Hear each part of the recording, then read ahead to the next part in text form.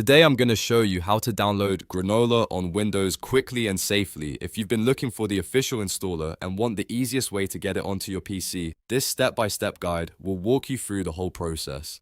And before we get started, if this video helps you out, make sure to hit the like button and subscribe for more simple tech tutorials just like this. Alright, let's jump in. First, open Google Chrome on your Windows computer. You can do this from your desktop, taskbar, or start menu, whichever is easiest for you.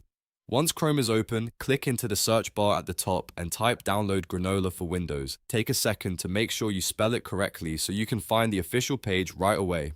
After you type the search, press enter and wait for the results to load. Now look through the search results and click the official download page for Granola. This part is important because you always want to make sure you're downloading software from the official source instead of a random third-party website.